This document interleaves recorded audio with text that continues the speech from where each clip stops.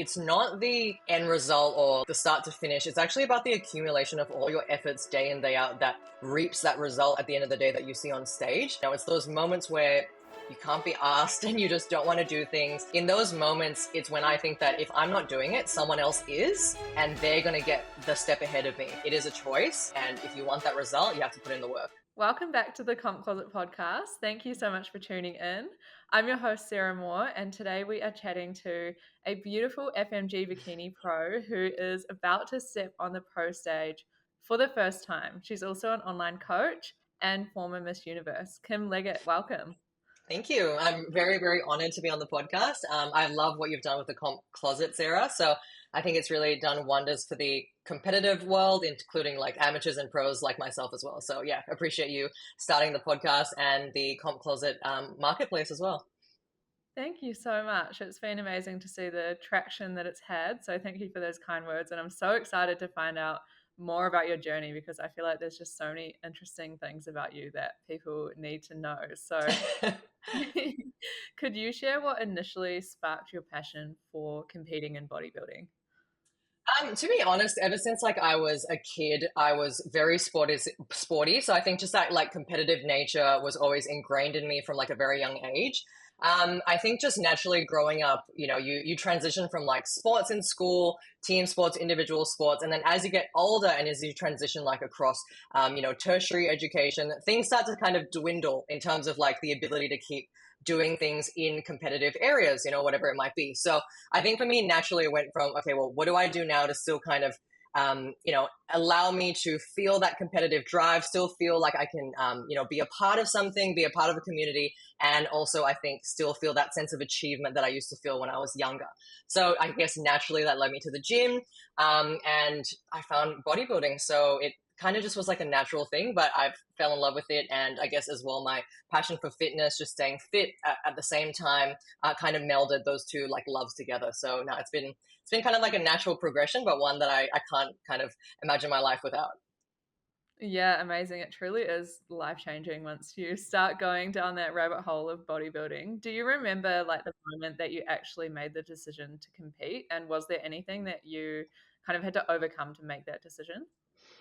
To be honest, I kind of just really idolized just like the way the physiques of bodybuilders, female competitors always looked.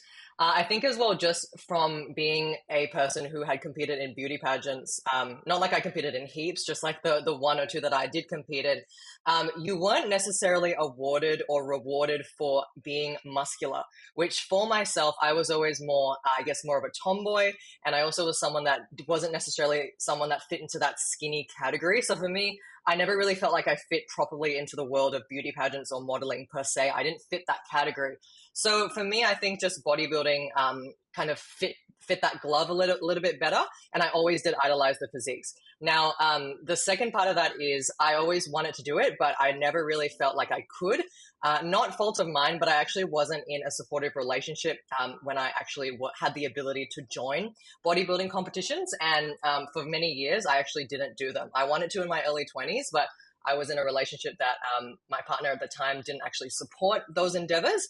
And it wasn't until I actually left that relationship that I then was able to compete. So a big takeaway from that is I think just make sure that you're in relationships or have yourself surrounded by people who support you, because bodybuilding is a sport that is very lonely, and it is very hard to find support circles or networks around you that truly understands what it is that we do or why it is that we do it. So yeah, it's one of those things that I always want to do for such a long time.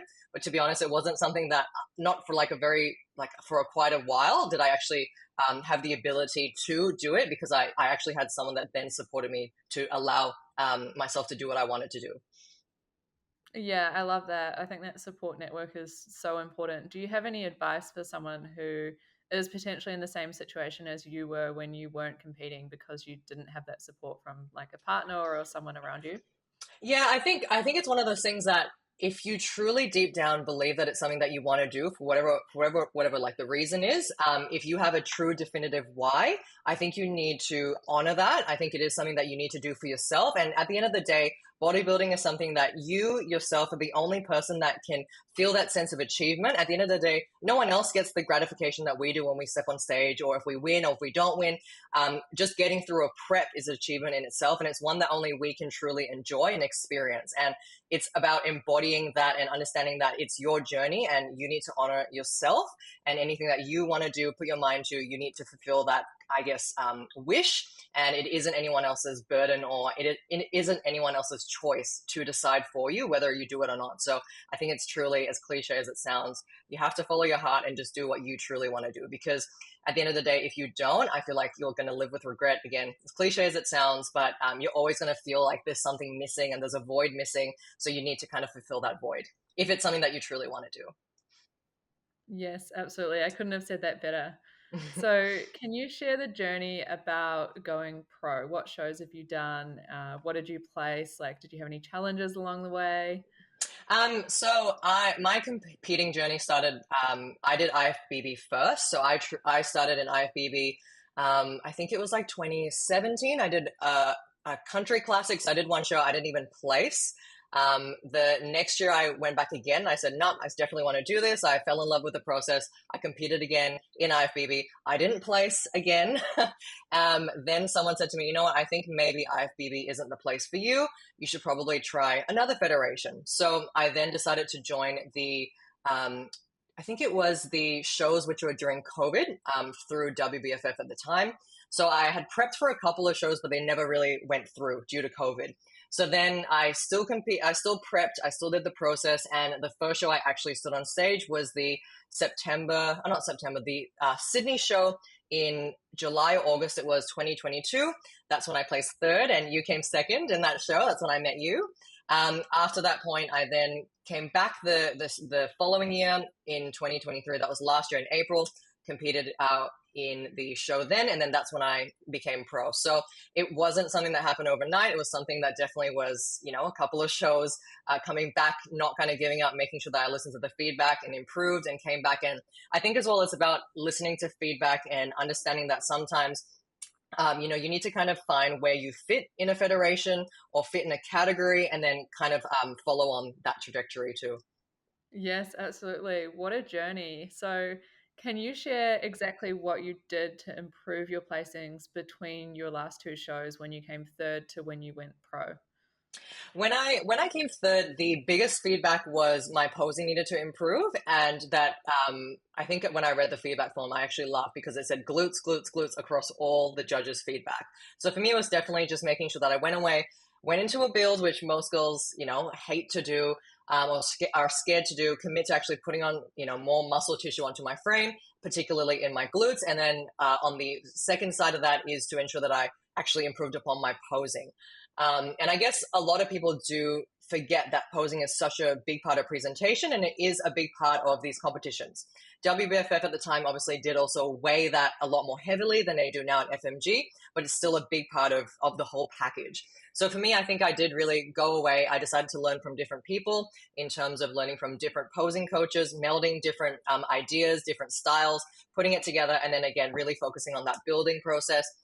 Came back and actually won. So it was good. I think you just have to be adaptable, listen to feedback, and then come back again. Don't ever give up and try again.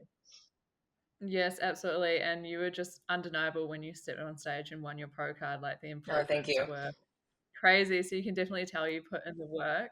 Since going pro, what have you been working on for your pro debut, and how's that prep going? Again, even after I won my pro card, the feedback again was glutes. So I think I put on the most weight in this past build in the past year. Again, just put on more muscle mass. I also definitely try to refine how I put on muscle mass this time around. So I guess a lot of people just go into a build, put on muscle mass, but this time I really decided to hone in on, what exercises am I doing to build my glutes? Am I actually firing the glute muscles correctly? I really spent time, going into, I guess, like things about mobility and actually making sure that the joints are recruiting properly and stuff like that. So I kind of went down like a whole sort of path of really understanding how the body works, how, you really build the glute muscles properly. So I guess I took that kind of route. Other than that, I really kind of made sure that my posing was a little bit more on point this time. again, learning from different people. And I also just really have put a really big emphasis on mobility and ensuring that I can actually hit certain poses. I think a lot of Mm. people don't realize that with posing, it's not just about hitting a pose, it's about sitting into them, getting your hips in a certain position, being able to anteriorly tilt your pelvis and things like that. If not, you actually can't show a physique that you actually have when you're just standing, and relax, I suppose. When you actually pose to show off something, you can either hide a weakness or show off a strength. Otherwise, it's wasted. So I've really spent a lot of time this prep focusing on all those kind of little details. So hopefully it pays off. Yes, absolutely. That posing is so important. And like you said, WBFF did weigh it a bit heavier than FMG, but then FMG is, 70% physique. And like you said, if you don't have that mobility to really hit those poses and, get your glutes up or twist enough, then it's going to be detrimental to your marks on your Mm. physique. So, yeah, like you said, it's just so important. And I love the approach that you've taken with, learning from multiple different people in terms of posing coaches, because they're all going to have different bits of insight. So yeah, I love that approach.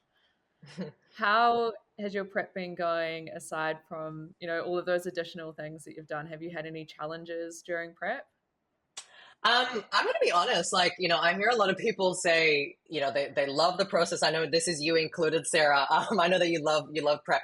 I'm not going to say that I don't love prep, but I have to say that this time around, whether it's because I pushed my build so much this year, or it's because it's a new category that I'm aiming for. This time I'm not doing bikini, I'm doing bikini athletic, and the level of conditioning that I need to get to is just that bit further than it is in bikini, that I've really had to push myself in terms of getting to that point of conditioning where I look, pro worthy, or pro debut worthy, to step on the stage amongst the best of the best. So I'm going to say it has been tough these last couple of weeks. Even now, it's a struggle, and trying to actually juggle my online business, my in-person PT, the gym as well that I have.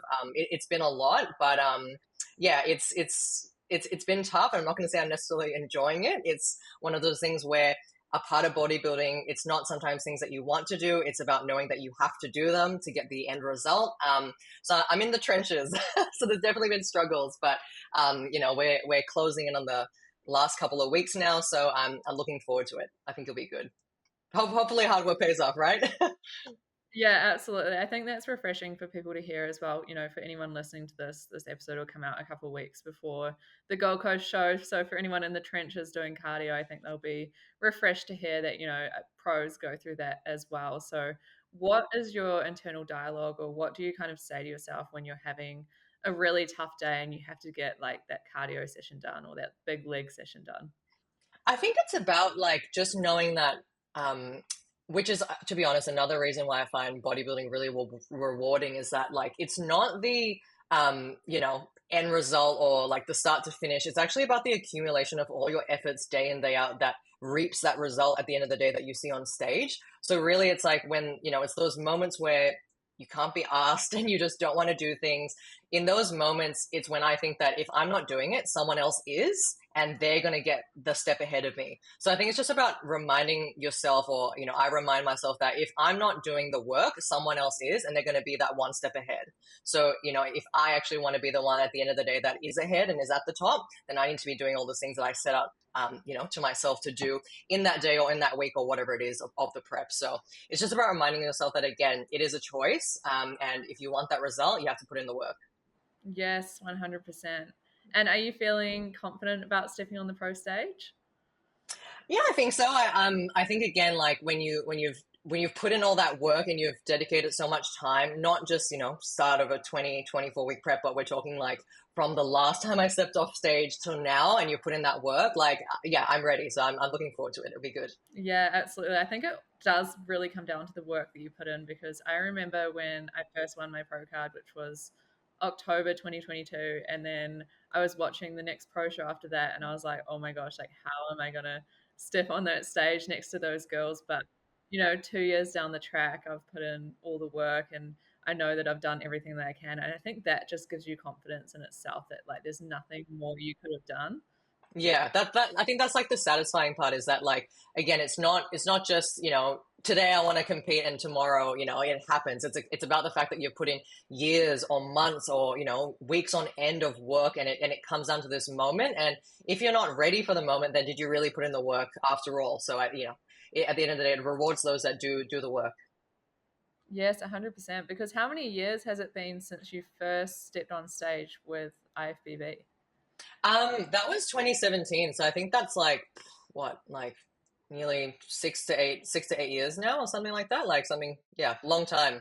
Yeah, that's a crazy amount of, work that you would have put in, obviously, in the gym and with your nutrition. So, Mm. yeah, can you actually talk about your transition from pageants to bodybuilding because you were former Miss Universe, right? Yeah, I was. Yeah.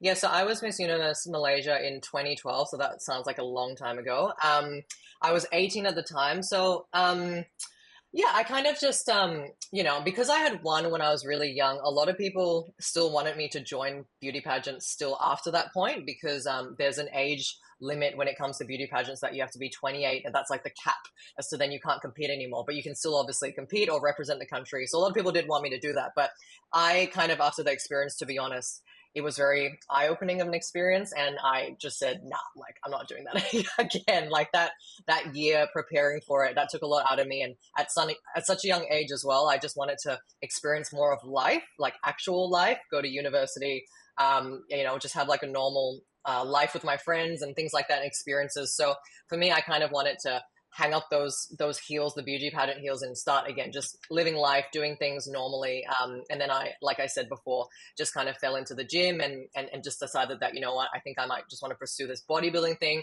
It was more sort of me, I suppose, too, because I was naturally sporty and competitive. And again, like I didn't really fit that mold of model, skinny, aesthetic, or that mold. So I kind of just definitely fit into the bodybuilding scene a lot easier, and, definitely felt at home. Yeah, absolutely. And doing something like that so young, like, have you ever struggled with your relationship with food or body image along your journey? Oh, 100%. Like, even though I was very sporty in school, I was still like the chubbier kid in school. I was never skinny. I was that person who, at pool parties, I would refuse to be in a bikini. I was in like a one piece, or I was in the side on the sidelines refusing. I was that person that never wanted to, participate in anything swimming related or pool related, anything like that.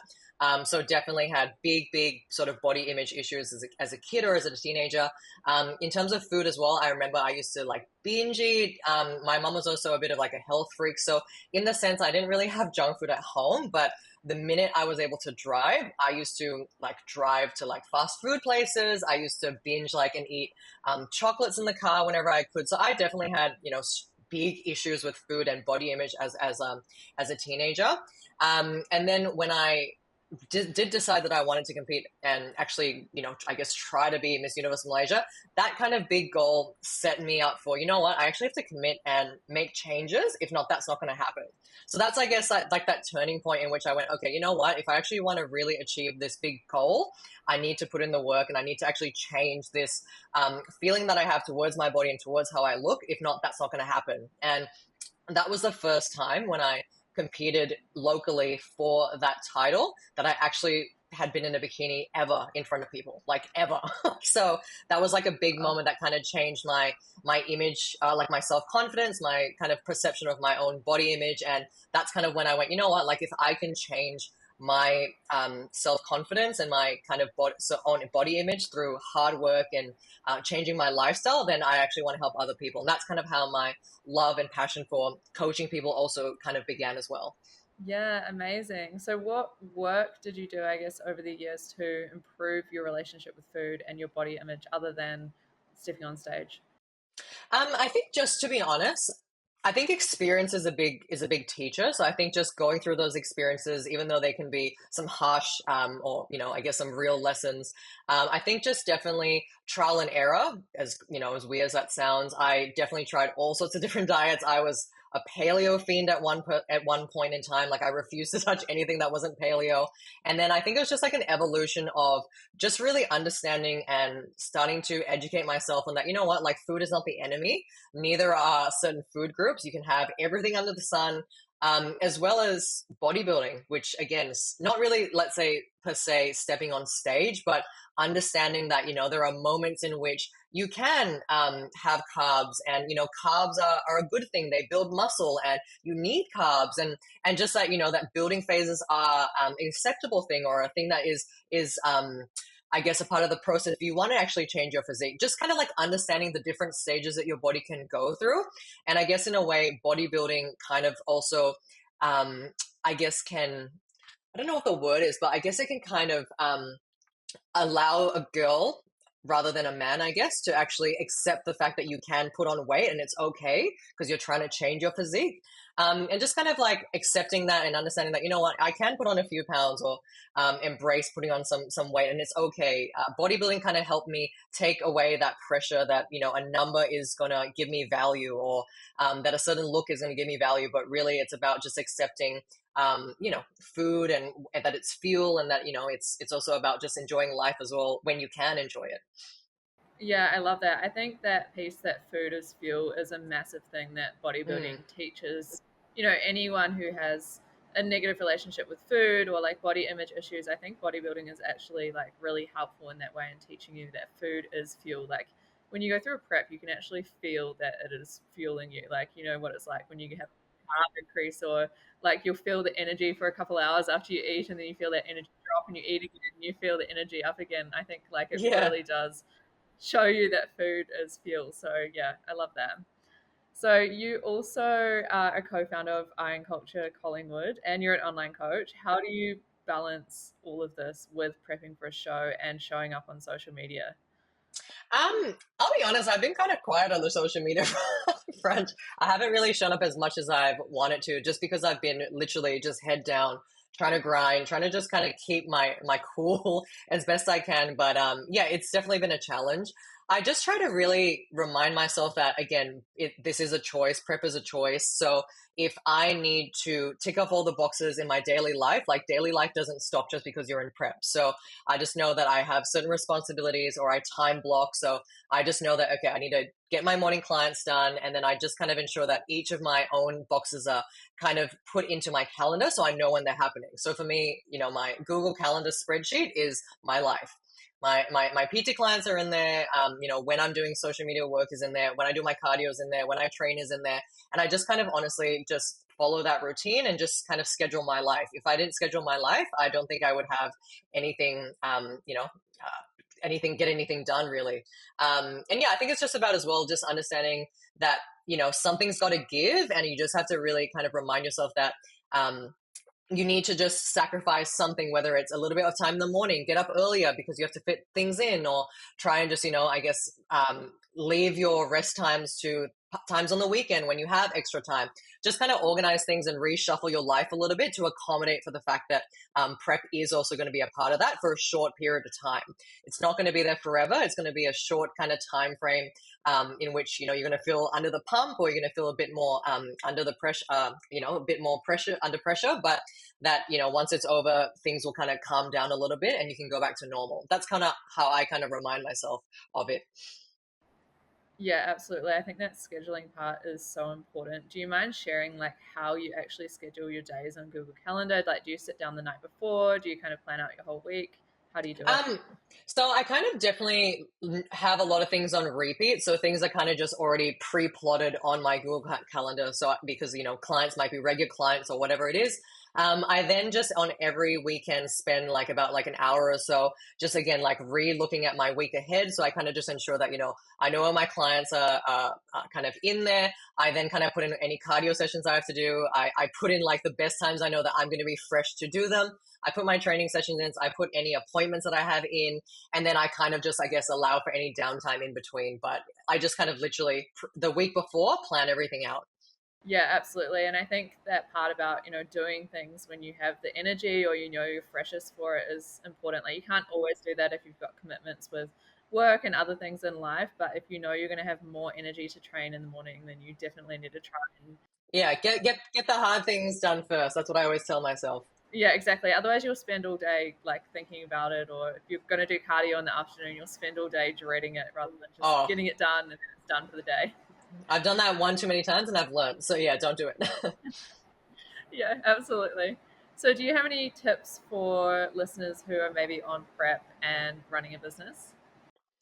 I would say, firstly, I guess just really ensuring that you understand your why, the reason you want to compete. If that is strong and you know that it's something that you definitely want to do, I think just, I guess, picking like a time and ensuring that when you want to compete is aligned with a quieter time of your business. So I guess, not knowing that you have big things to come to kind of do in your business. I think otherwise it can be quite stressful.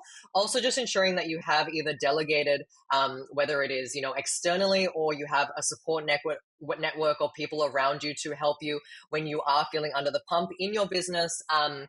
And yeah, I think just as well, just time, kind of planning your time to ensure that you do dedicate time to your business as well as your prep to make sure that things are kind of half and half and you're not putting one to the back burner. Things like that, I think, is just about ensuring that you do kind of put work into both and kind of just ensure that both kind of cogs are ticking at the same time.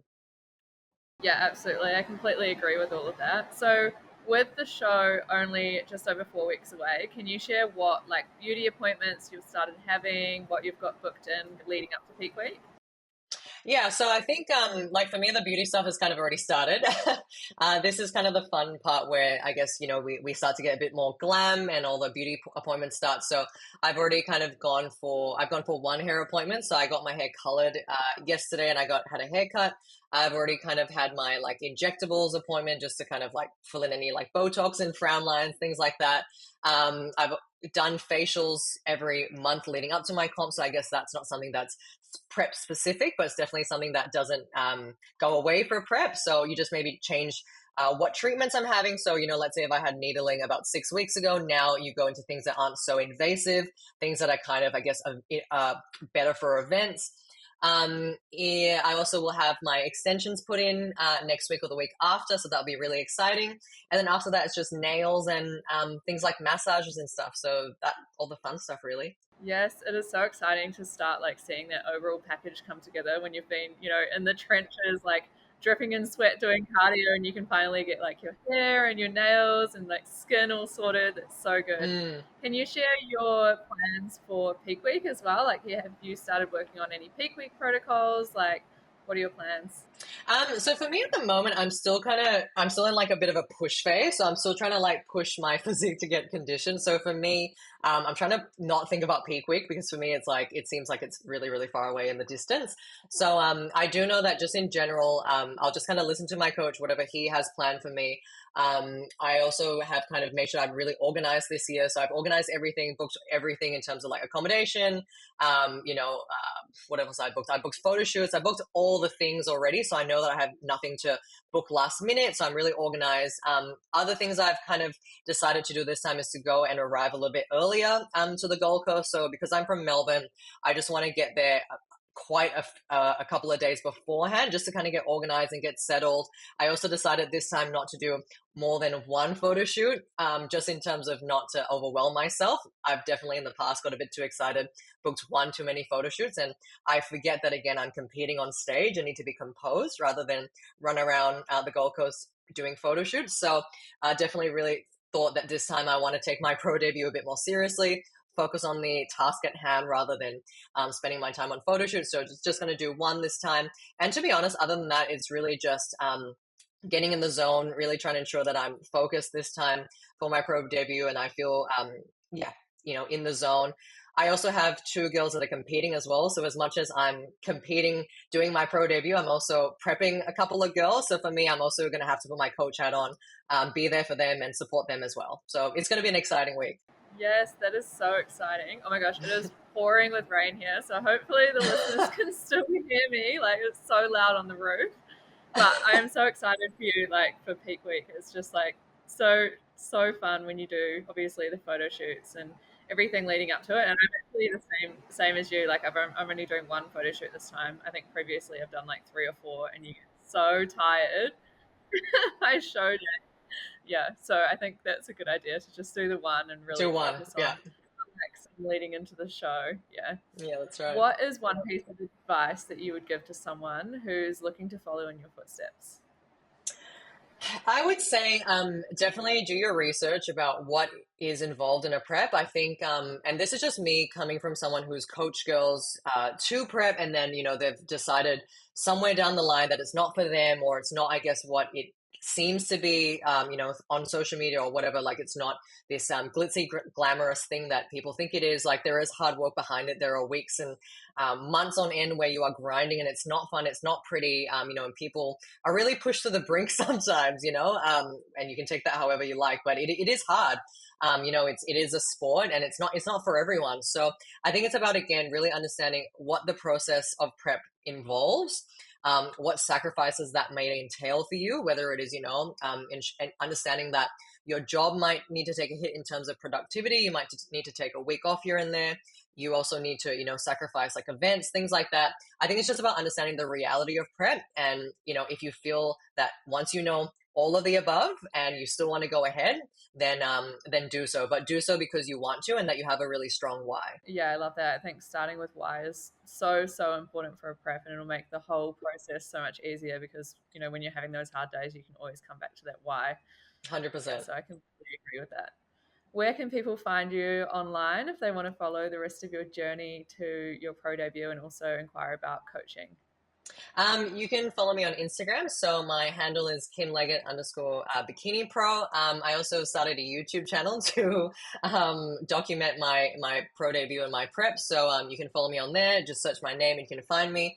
And yeah, that's pretty much it. Just Instagram. I also have a broadcast channel, so you can follow in for some like insider, I guess, insights, check-in photos, things like that of my prep. I'm posting there whenever I get a chance. So yeah, it'd be fun. Yeah, amazing. I'm so excited that you started your YouTube as well. I loved your video. I just watched it Oh, thank today. you. Oh, thank you so much. Glad you enjoyed it. I'm open to feedback.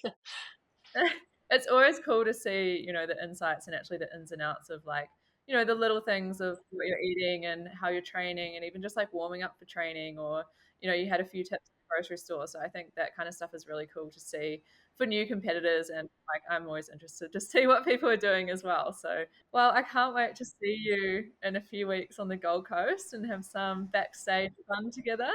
Oh, for sure. No, I'm so excited for you too. You look awesome. Thank you so much. And thank you to our listeners as well. As always, if you could follow this on whatever platform you're listening to it on, give it a rating if you like it, share to your stories, tag Kim and myself, and let us know what you're doing while you're listening. Thank you so much. We'll see you on the next episode.